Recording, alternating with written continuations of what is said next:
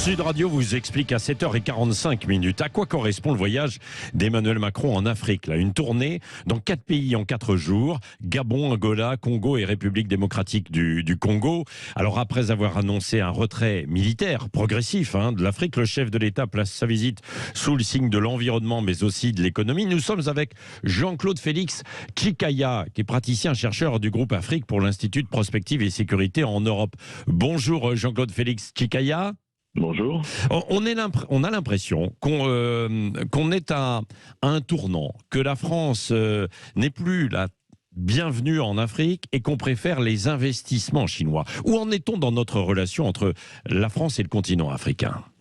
Alors, vous l'avez bien dit, on est à un moment historique, mais cela courait depuis des décennies. C'est vrai que la focale est mise sur la présidence de M. Macron, son premier mandat et son deuxième. Mais pour bien comprendre ce qui est demandé donc à la République française, donc la France politique, c'est un changement de prisme et de paradigme qui ne date pas de ces 2 dernières années, comme certains commentaires voudraient te faire croire, mais c'est un moment historique. Ça part de 1945 où les demandes de décolonisation, d'ailleurs précédées 1945, étaient plus que pressantes. Donc une France-Afrique et une cofondation, d'ailleurs, au moment où De Gaulle, le général de Gaulle était président, donc avait compris avec toutes les guerres de décolonisation et tous les mouvements de décolonisation tout à fait logiques et légitimes demandés par tous les pays qui étaient colonisés.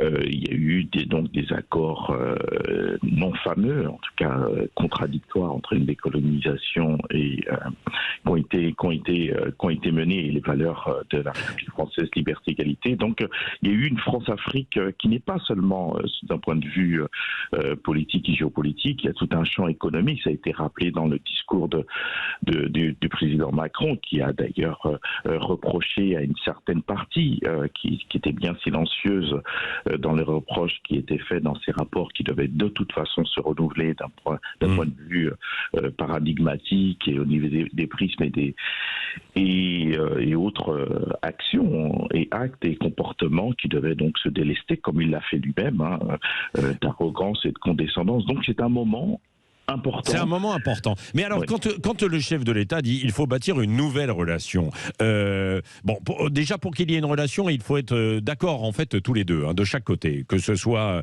la France et puis le continent africain. Alors le continent, après, c'est de multiples pays, bien sûr, quoi. Donc on n'a pas forcément la même politique dans tel pays ou tel autre pays. Mais comment elle pourrait se construire cette nouvelle relation, bâtie sur quoi ?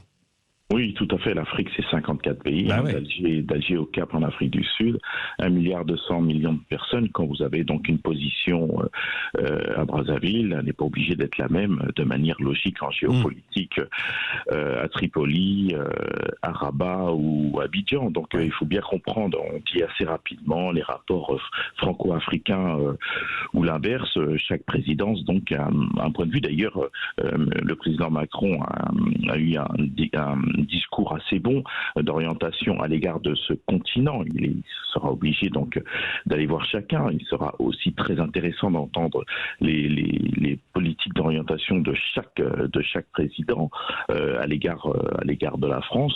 Ouais. Bon, sauf que dans son discours, qui était assez bon, mais il y avait des ambivalences et un petit peu un en même temps qui est sa signature présidentielle qu'on connaît aussi dans l'Hexagone ou en Outre-mer.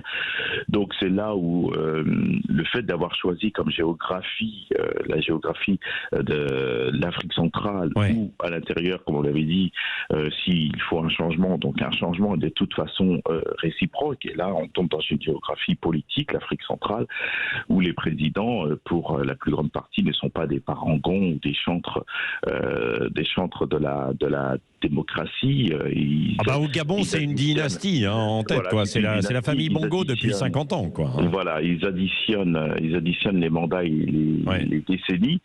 Donc, et certains, voyant la France-Afrique se terminer sur le plan politique, c'est comme si ils sont assis sur cette branche qui est en train d'être sciée. Donc, il se heurte quand même à ce choix qui est peut-être malheureux, en tout cas pas très heureux d'avoir choisi l'Afrique centrale, qui est le lieu emblématique d'une France. C'est là aussi, tout de même, Jean-Claude Félix Tchikaya, c'est là où il y a quand même aussi beaucoup de richesses du territoire, que ce soit le Gabon, Congo, République démocratique du Congo, l'Angola aussi, avec, on le sait, des sous-sols riches en minerais ou du pétrole, bien sûr, quoi. Donc ce n'est pas un hasard, quoi, non ?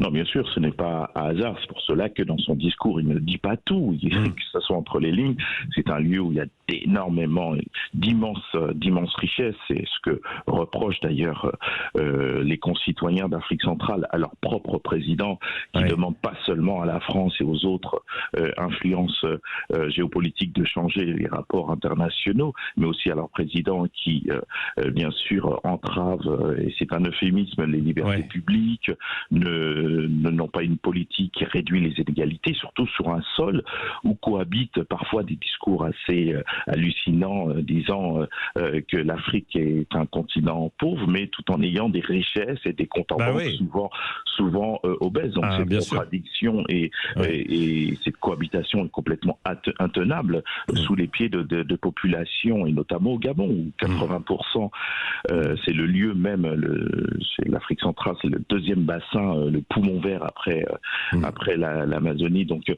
y a vraiment des richesses qui sont là, et ils voient les populations, et notamment les partis d'opposition, parce que c'est pas donc des populations inertes qui ne font rien. Donc les oppositions sont embastillées, les oppositions sont souvent matraquées, il n'y a pas de changement politique, toute cette richesse... il y a du partage, quoi, du partage qui est attendu. Merci Jean-Claude Félix Tchikaya, donc d'avoir été avec nous ce matin, chercheur du groupe Afrique pour l'Institut de prospective et sécurité en Europe. Merci. Nous referons des émissions autour de l'Afrique plus longuement, parce qu'évidemment, il y a beaucoup à dire. Merci. Il est 7h52.